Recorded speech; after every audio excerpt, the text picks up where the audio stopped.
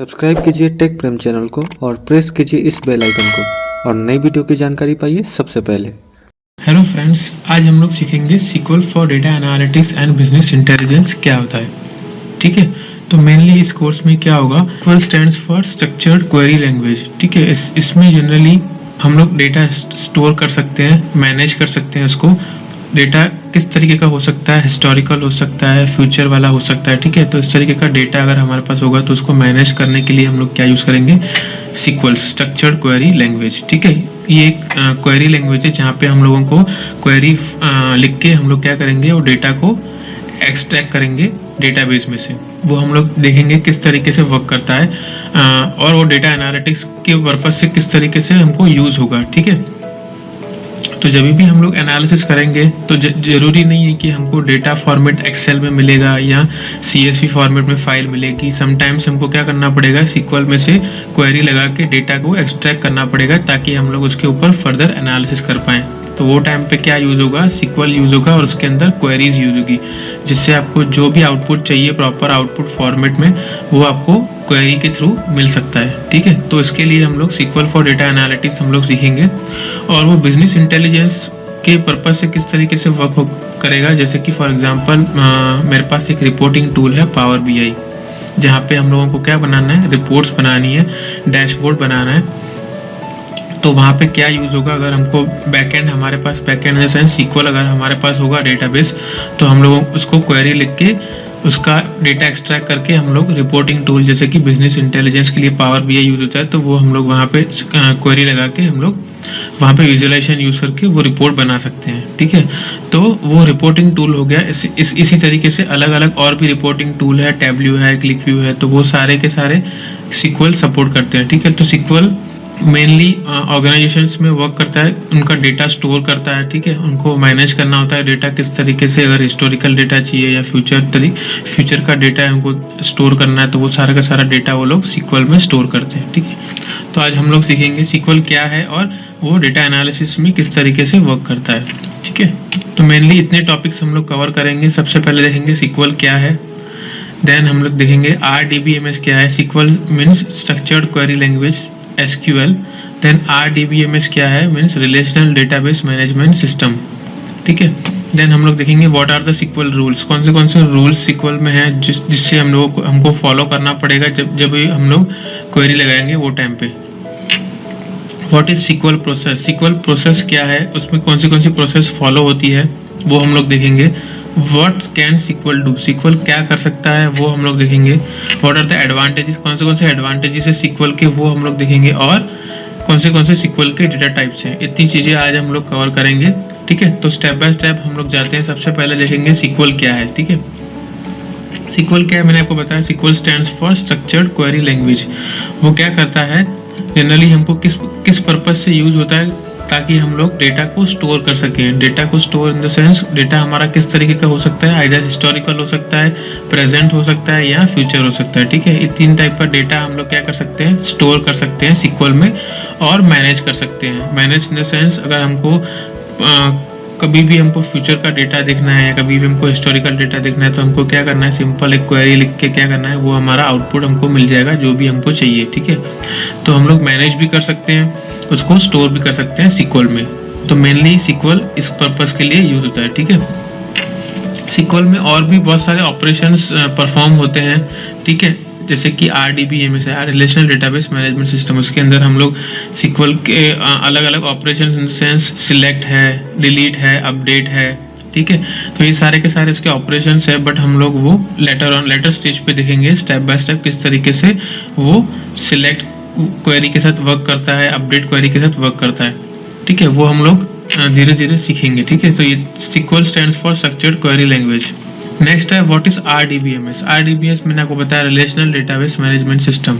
वो एग्जैक्टली होता क्या है, ठीक है, यहाँ पे मैंने बता दिया कि रिलेशनल डेटाबेस मैनेजमेंट सिस्टम है। मोस्टली वो क्या करता है, अभी RDBMS में क्या होता है, जैसे कि हम लोग डेटा तो मैंने बताया कि हम स्टोर करा सकते हैं, बट स्टोर कराने के लिए कुछ प्रॉपर फॉर्मेट होना चाहिए, ठीक है। तो RDBMS में क्या होता है, एक टेबल स्ट्रक्चर होता है, ठीक है। उसमें हम लोग क्या करा सकते हैं, डेटा को स्टोर करा सकते हैं टेबल फॉर्मेट में।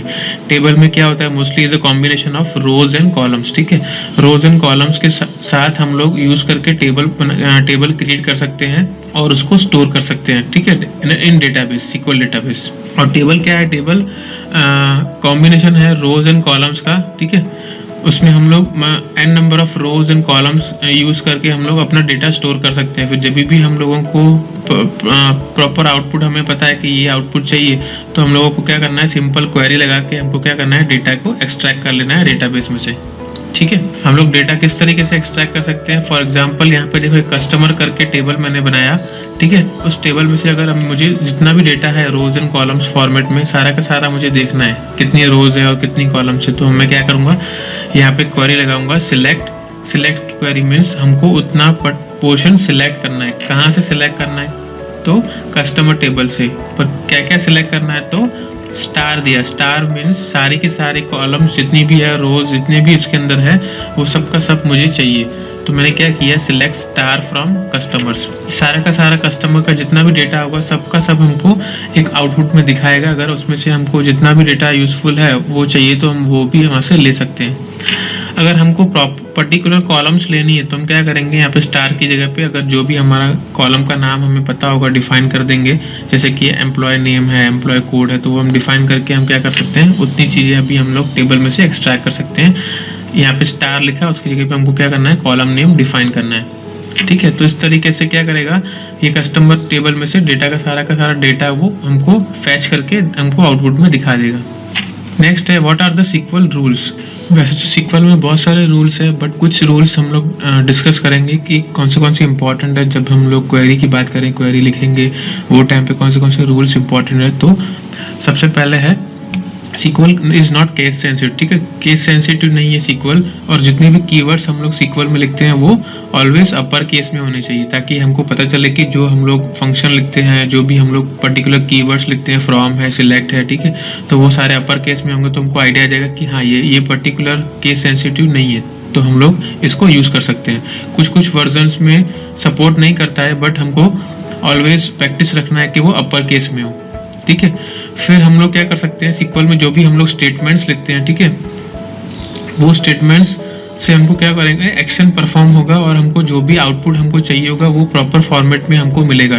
क्यों, कब मिलेगा, जब हम जो भी स्टेटमेंट लिखेंगे वो एक्यूरेट होगा तब, ठीक है। स्टेटमेंट्स बहुत तरीके के हो सकते हैं, जैसे कि बात करूँ, अगर मुझे कुछ मेरे पास डेटा है और मुझे क्या करना है, उसको अपडेट करना है, ठीक है, तो पर्टिकुलर आईडी से मैं उसको अपडेट कर सकता हूँ। तो अगर वो सिंटैक्स या जो भी स्टेटमेंट मैं लिखूंगा अगर वो प्रॉपर फॉर्मेट में नहीं होगा तो उसका क्या आएगा, आउटपुट नहीं आएगा, उसमें एक्शन परफॉर्म नहीं होगा, ठीक है, तो हमको क्या देगा, एरर देगा। तो वो सारी चीज़ें इंपॉर्टेंट है जब भी हम लोग क्वेरी की बात करें, स्टेटमेंट की बात करें, जब हम लोग लिखते हैं प्रॉपर फॉर्मेट में, अगर वो प्रॉपर फॉर्मेट में, जैसे कि फ्रॉम है, फ्रॉम आप पहले ही लिख दोगे, ठीक है, तो वो वर्क नहीं करेगा। तो प्रॉपर सिंटैक्स जो भी फॉल होता है, जैसे कि सिलेक्ट का अलग सिंटैक्स है, अपडेट का अलग सिंटैक्स है, इंसर्ट का अलग सिंटैक्स है, तो ये सारे सिंटैक्स हम लोगों को देखने पड़ेंगे और याद रखने की हमको ये टाइम पे ये चीज़ लिखनी है, तभी हमको प्रॉपर आउटपुट मिलेगा, ठीक है।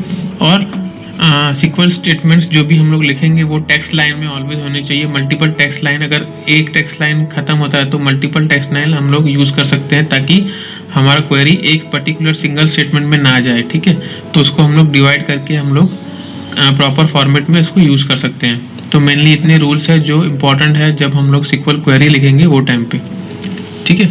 What is SQL process. SQL process क्या है, SQL प्रोसेस में क्या होता है, जैसे कि SQL कमांड्स होते हैं। SQL कमांड्स में आपको हम लोग नेक्स्ट सेशन में देखेंगे। SQL कमांड्स में क्या होगा, अलग अलग टाइप के कमांड्स होंगे, जैसे कि मैंने आपको बताया कि सिलेक्ट, अपडेट, डिलीट, तो ये एक अलग कमांड में होगा। तो ये सारे अलग अलग कमांड्स हम लोग देखेंगे। पांच टाइप के कमांड्स होते हैं, उसके अंदर अलग अलग ऑपरेशंस फॉल होते हैं, ठीक है। तो वो हम लोग नेक्स्ट सेशन में देखेंगे, बट यहाँ पे हम लोग समझ लेते हैं सिंपल कि SQL प्रोसेस में क्या होता है। जब भी हम लोग कोई कमांड लिखते हैं, ठीक है, RDBMS में, तो वो टाइम पे क्या करेगा, वो फिगर आउट करने जाएगा कि ये जो मैंने कमांड जो मैंने लिखा है वो प्रॉपर फॉर्मेट है या नहीं है, ठीक है। अगर प्रॉपर फॉर्मेट में होगा, सिंटैक्स सही होगा, तो क्या करेगा वो एग्जीक्यूट करने जाएगा। एग्जीक्यूट करने के टाइम पे क्या करेगा, वेरियस कंपोनेंट्स चेक करेगा, ठीक है। Various components in the sense जो भी हमने क्वेरी लिखी होगी वो उसका आउटपुट सबसे पहले चेक करना जाएगा कि वो जो भी हमने कॉलम नेम लिखा है वो सब है कि नहीं है हमारे पास टेबल में, रोज एंड कॉलम्स में, ठीक है। अगर होगा तो हमको क्या करेगा, आउटपुट रिटर्न करेगा। बट उसके बीच में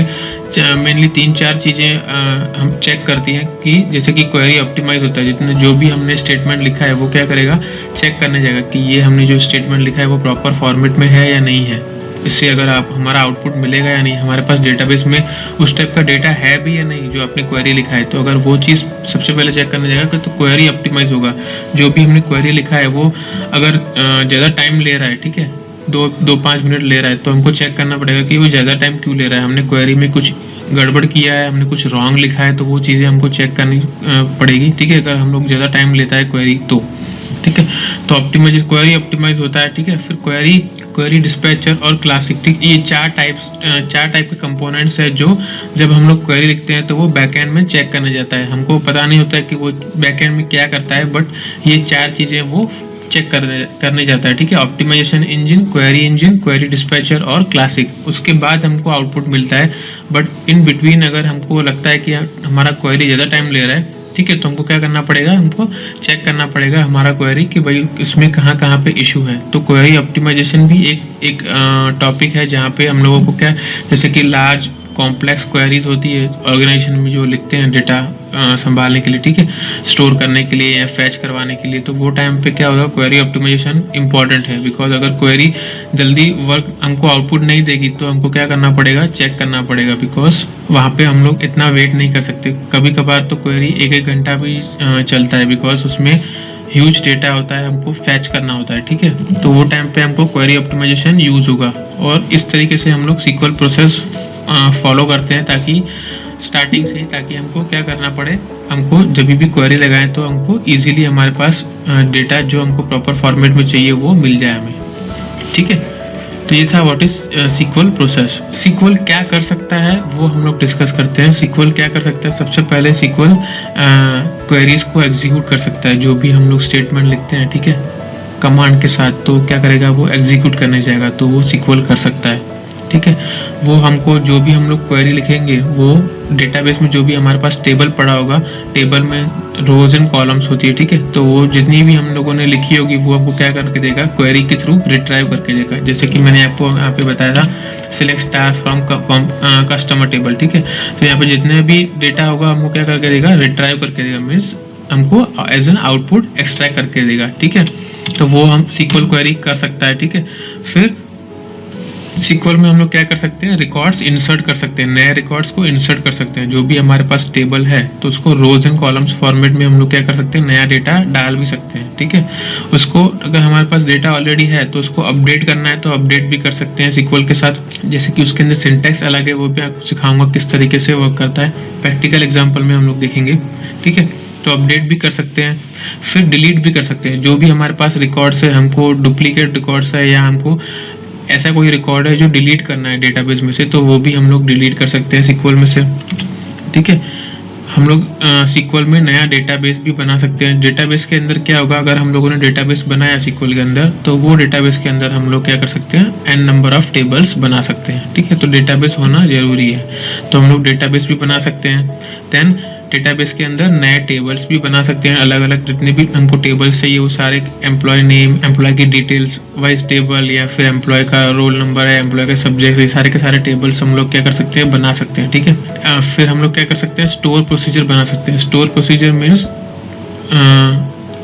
ऐसी प्रोसीजर जहाँ पे क्या होगा, मल्टीपल टेबल्स हम लोग यूज़ कर सकते हैं और वो स्टोर प्रोसीजर रीयूज़ हो सकती है। जैसे कि हमको रिक्वायरमेंट है कि हमारे 5 टेबल बहुत सारी जगह पे यूज़ हो रहे हैं, तो हमको क्या करना पड़ता है, एवरी टाइम ज्वाइन लगाना पड़ता है। ज्वाइन मीन्स सारे टेबल्स को कंबाइन करके हमको प्रॉपर एक आउटपुट चाहिए, तो ठीक है, अलग अलग टेबल्स में से मुझे डेटा चाहिए, तो उन सारे को ज्वाइन करके फिर मैं उसमें से डेटा निकाल सकता हूँ। बट ये सारा का सारा ज्वाइन हम लोग एक ही बार कर सकते हैं, ठीक है। जैसे एक ही बार जैसे स्टोर प्रोसीजर में हम लोग एक बार स्टोर करा देंगे, ठीक है, एक बन गया स्टोर प्रोसीजर, वो हम लोग बार बार रीयूज़ कर सकते हैं, मीन्स बार बार उसको एग्जीक्यूट कर सकते हैं, उसमें बार बार हमको जॉइन लगाने की ज़रूरत नहीं है। हमको एक ही बार हम लोग वो चीज़ एग्जीक्यूट करेंगे तो हमको आउटपुट मिल जाएगा एवरी टाइम, ठीक है।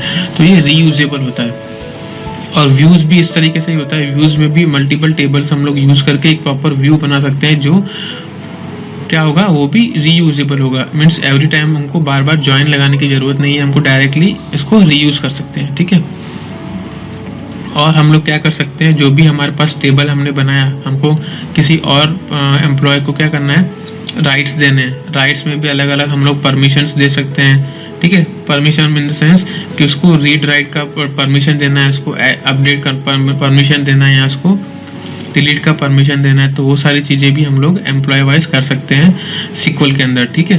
उसमें प्रोसीजर्स पे भी हो सकता है और व्यूज़ पे भी हो सकता है। इतनी चीज़ें हम लोग सीक्वल में कर सकते हैं, ठीक है। एडवांटेजेस क्या क्या है सीक्वल के, वो हम लोग डिस्कस करते हैं। सबसे पहले है high speed. High speed means जब भी हम लोग क्वेरी लिखते हैं सीक्वल में, ठीक है, तो हमको जितना हो सके जल्दी हमको आउटपुट हमको प्रॉपर फॉर्मेट में मिलता है, जैसे कि हमने क्वेरी लिखा है, ठीक है। तो जितना भी लार्ज अमाउंट ऑफ डेटा है वो with in fraction of seconds हमको क्या मिल जाता है, हमको आउटपुट मिल जाता है, ठीक है। फिर हम लोग आइदर उसको एक्सेल में रखें या CSV में रखें, जहाँ पे भी हमको चाहिए वो चीज़ में हम लोग उसको सेट कर सकते हैं, ठीक है। तो हाई स्पीड एक सबसे बेस्ट एडवांटेज है सीक्वल का, ठीक है। No coding needed, second one is no coding needed, means हमको इतना सारा कोड लिखने की ज़रूरत नहीं है। जब भी हम लोग डेटाबेस की बात करें तो हमको जैसे कि मैंने आपको एक क्वेरी दिखाया, सेलेक्ट स्टार फ्रॉम कस्टमर्स, तो उसमें अगर हम लोग 50 कॉलम्स होगी जो सारी की सारी हमको ईजिली मिल जाएगी, किस तरीके से, एक सिंगल स्टेटमेंट लिखने से, ठीक है। तो उसमें इतना सारा कोडिंग भी नहीं, रिक्वायरमेंट भी नहीं है कोडिंग का। डेटा को स्टोर करना है, डेटा को मैनेज करना है, उसके लिए भी हमको क्या करना है, हमको कोई कोडिंग की ज़रूरत नहीं है, ठीक है। तो नो कोडिंग नीडेड सबसे पहला था हाई स्पीड, सेकंड वन था no coding needed, third one है वेल डिफाइंड स्टैंडर्ड्स, ठीक है। इसमें दो टाइप के स्टैंडर्ड्स ऑलवेज यूज़ होते हैं, ISO और ANSI, ठीक है। ये दो स्टैंडर्ड्स ऑलवेज सीक्वल डेटाबेस में यूज़ होते हैं, आपको याद रखना है, ठीक है। Next one is portability. तो पोर्टेबिलिटी मीन्स सीक्वल कहाँ कहाँ पे यूज़ हो सकता है, तो लैपटॉप में हम लोग सीक्वल को इंस्टॉल करके यूज़ कर सकते हैं, PCs में यूज़ कर सकते हैं, server and even mobile phones, इन सब में हम लोग क्या कर सकते हैं, सीक्वल को इंस्टॉल करके हम लोग ईजिली यूज़ कर सकते हैं, ईजिली क्वेरी लगा के हम लोग डेटा को फैच करवा सकते हैं, ठीक है। तो इसका वो हो गया ये portability. Then interactive language. SQL क्या है, इंटरैक्टिव लैंग्वेज है। सीक्वल क्या करता है, डेटाबेस के साथ कम्युनिकेट करता है, ठीक है। डेटाबेस के साथ कम्युनिकेट, जब भी हम लोग क्वेरी लगाते हैं तो क्या करेगा, डेटाबेस पे चेक करने जाएगा कि ये हमारे पास डेटा है तो हमको उसको आउटपुट में दिखा देना है, ठीक है। तो ये कम्युनिकेट करेगा, इंटरैक्टिव लैंग्वेज है, ठीक है। कम्युनिकेट करके जितना भी ह्यूज अमाउंट ऑफ डेटा है हमको फैच करना है, या कॉम्प्लेक्स डेटा है तो हमको विद इन अ सेकेंड्स हमको कम्युनिकेट करके हमको एज एन आउटपुट दिखा देता है, ठीक है। तो वो इंटरैक्टिव लैंग्वेज है। Then multiple data views in the sense, जैसे कि मेरे पास जो भी डेटा है, ठीक है, तो अगर हम लोग अलग अलग यूज़र्स के लिए हम लोगों को व्यू देना है, या अलग अलग यूज़र्स के लिए हमको परमिशन देना है, तो क्या हो जाएगा, उसका मल्टीपल इंस्टेंसेस बन जाएगा, ताकि मल्टीपल एम्प्लॉयज़ उस पर वर्क कर सके, ठीक है। ज़रूरी नहीं है कि एक ही एम्प्लॉय को राइट से दिए तो एक ही एम्प्लॉय वर्क करेगा, हम उसको मल्टीपल व्यूज़ भी बना सकते हैं, ताकि सब जितने भी एम्प्लॉयज़ है सब ऑर्गेनाइजेशन में हम उसको यूज़ कर पाएँ, ठीक है। तो multiple data view is also important, okay. तो मेनली इतने 6 एडवांटेजेस है जो इम्पॉर्टेंट है सीक्वल में, ठीक है। तो high speed, no coding needed, well defined standards, portability, interactive language and multiple data view.